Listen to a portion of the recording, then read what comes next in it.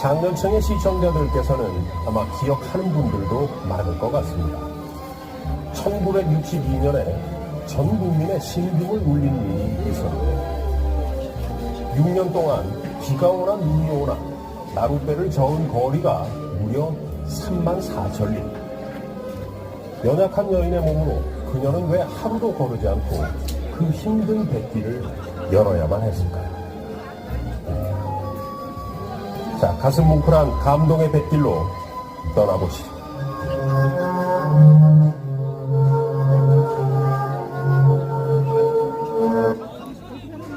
모종의 뱃길.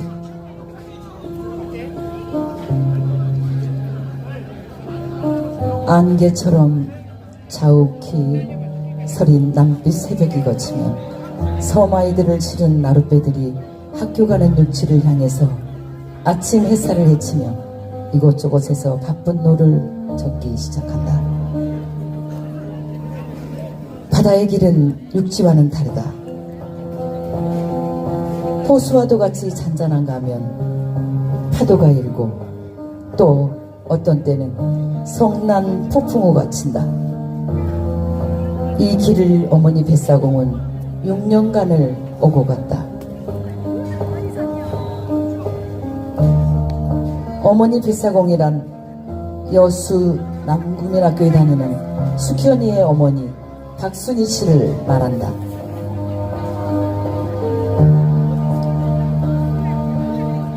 숙현이가 사는 곳은 여수에서 심리가 좀 못되는 곳에 있는 가장도라는 외로운 섬이다. 그 섬에서 학교에 다니는 아이는 숙현이밖에는 없다. 그래서 숙현이는 다른 큰 섬의 아이들처럼 나룻배를 타지 못하고 외롭게 자기 집 작은 배를 타고 학교를 다녀야만 했다. 그것도 어머니 아버지가 병환이라서 어머니가 노를 젓는 것이다.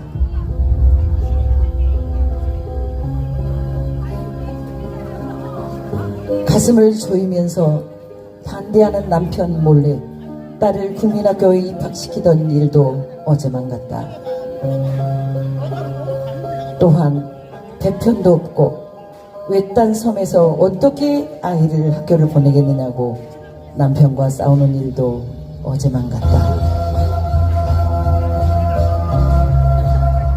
1년, 2년, 3년, 그리고 5년.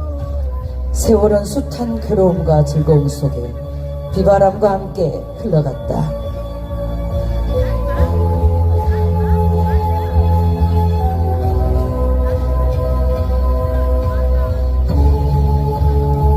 딸을 학교에 데려다주고 섬에 돌아오면 벌써 한나절이 넘는다. 가까운 심리라고 하나 여자의 힘으로 오고 가고 시오리 바닷길에 노를 젓고 나면 몹시 피곤하다. 그러나 어머니는 한시도 쉴 사이가 없다. 어머니가 이 섬에 시집 올 때에는 남편의 건강도 좋았고 집안 살림살이도 작은 섬이나마 제일 나은 편이었다. 그러나 남편이 병으로 오래전부터 눕게 되면서부터 살림살이도 차차 어려워지고 또한 어머니가 모든 살림살이를 혼자 도맡게 됐던 것이다.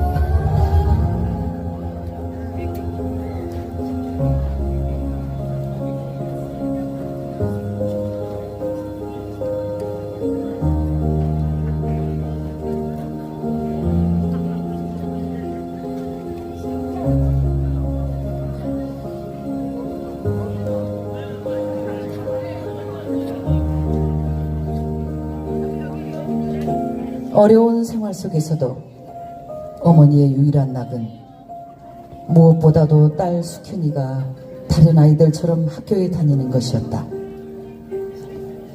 다른 마을처럼 학교에 다니는 나룻배가 없다. 다른 아이들처럼 아버지가 돈을 벌지도 못한다. 그런 것은 아무런 이유가 되지 않았다. 다만 어떠한 일이 있더라도 딸 수현이만은 자기처럼 까막 눈을 만들고 싶지 않았던 것이다.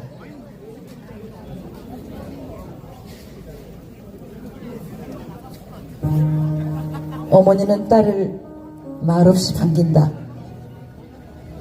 라디오도 시계도 없는 외딴 섬이라 때로는 어머니가 먼저 와 나루터에서 숙현이를 기다리고 때로는 숙현이가 어머니를 기다린다.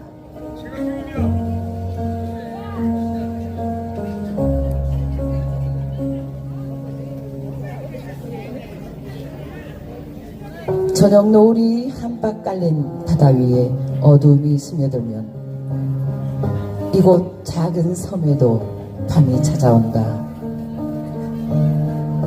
밤은 깊고 고요하나 어머니의 마음은 지금도 내일의 뵙기를 염려하는 것이다.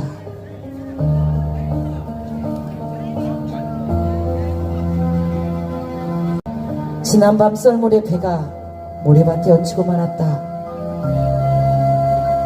밀물이 되어 배가 뜨려면 아직 멀었다. 어머니는 학교 시간이 늦을까봐 걱정이다. 병든 아버지도 이런 날은 보고 있을 수만은 없었다. 악을 쓰며 배를 밀어내는 모녀의 얼굴이라든지 먼 바다 위로 사라지는 모녀의 뒷모습을 바라볼 때마다 아버지의 마음도 저기 안타까웠다. 오늘은 숙현이를 보내는 길에 밭에서 가꾼 채소를 장터에 팔러 가는 날이다. 이런 날이면 숙현이는 무엇인지도 모르게 즐거웠다. 어머니 혼자 먼 바다 위로 돌아가는 것보다 이렇게 같이 고개를 넘는 것이 한없이 즐거웠다.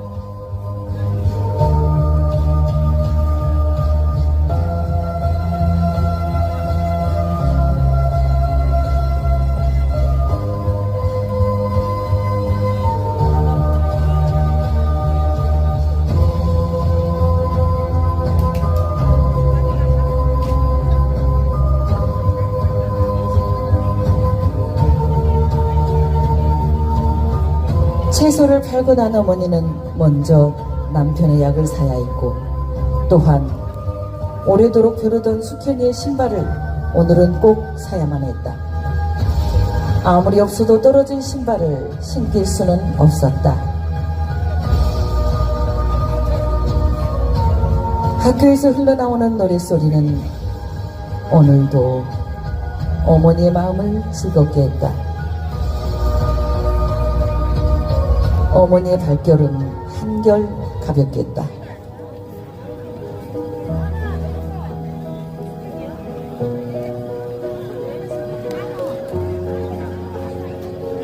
어머니의 할 일은 많았다.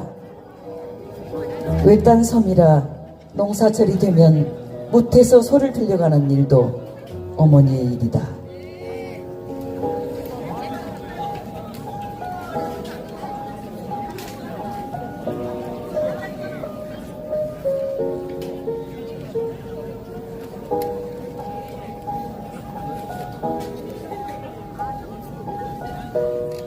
비가 올 것 같다. 어머니는 비옷도 없이 학교로 간 숙현이가 걱정이 된다.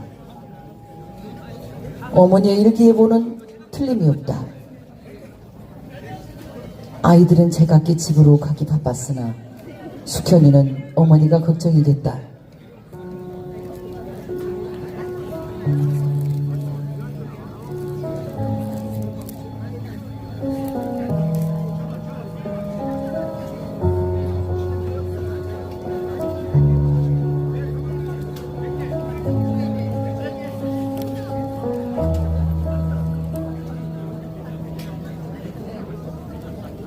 이런 날이면 담임 선생님은 의뢰의 숙현이를 나루터까지 바래다 준다. 비는 점점 더 심해갔다. 거기에다 바람까지 불기 시작했다. 담임 선생님은 오늘은 파도가 심한 것 같으니 자기 집에서 하루 저녁 자는 게 좋겠다고 말했으나 어머니는 듣질 않았다.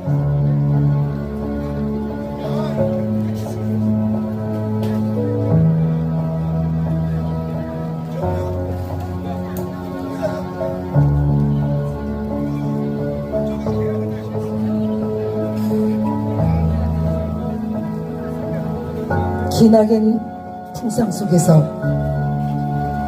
오늘 같은 바다를 한두 번 만난 것이 아니다. 오직 내 딸을 내 손으로 내 집에 데리고 가고 싶은 생각뿐이다.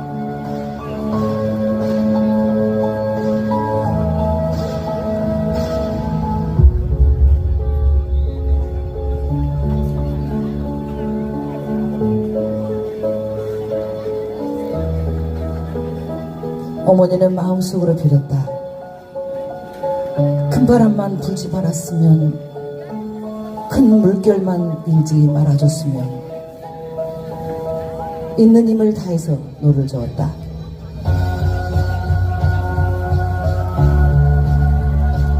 아득히 어둠 속에서 아버지가 모녀를 기다리며 안타까이 흔드는 등불이 희미하게 보인다.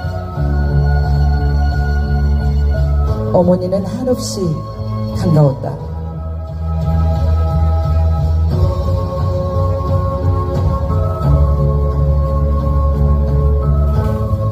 집에 돌아온 어머니는 비바람에 지쳐 아무런 말도 없다.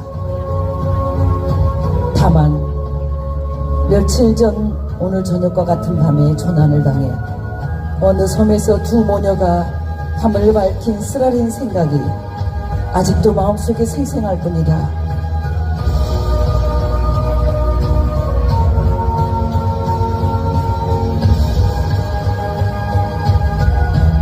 날은 다시 밝았다. 바람은 잔잔하고 하늘도 맑았다. 그러나 간밤의 태풍에 어머니의 생명과도 같은 배가 없어지고 말았다. 두 모녀는 미친 듯이 섬을 헤매 보았으나 잔잔한 바다 위에는 부서진 몇 조각의 나무 조각 밖에는 없었다.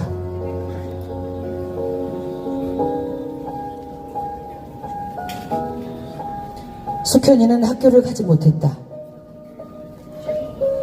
수현이는 언제 학교를 갈 수 있을지도 알 수가 없었다.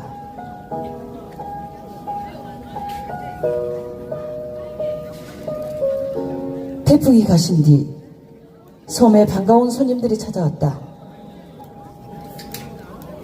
담임선생과 옆 섬의 선장의 호의로 수현이는 배를 구할 때까지 이 배를 타고 학교를 가게 됐으나 이 배가 이 섬까지 오려면 시간이 너무 많이 걸려 다른 아이들에게 폐가 끼치게 되므로 수현이와 어머니는 물 건너 작은 섬에서 이 배를 기다리기로 했다.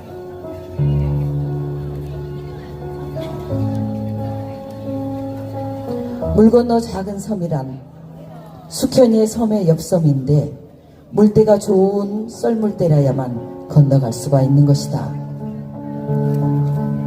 그러나 썰물의 시기는 밤중일 때도 있다. 이럴 때에는 어머니와 딸은 밤중에라도 그 물을 건너야 했고 학교가 끝나면 또한 밤늦게라도 물 건너 마중을 가야 했다. 눈물과 고난의 세월 속에서 수현이는 자라고 수현이는 배운다. 어떠한 고난이 와도 어머니의 사랑이 지켜주는 한 수현이는 행복하게 남과 같이 배울 수 있다.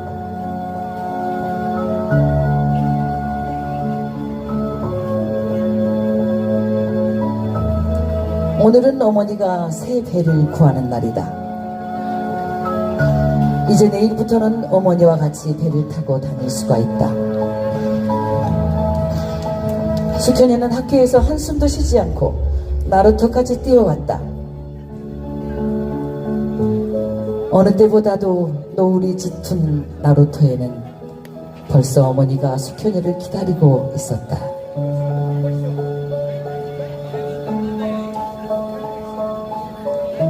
바다는 잔잔히 말이 없다. 그러나 어머니의 마음은 한없이 기쁘다.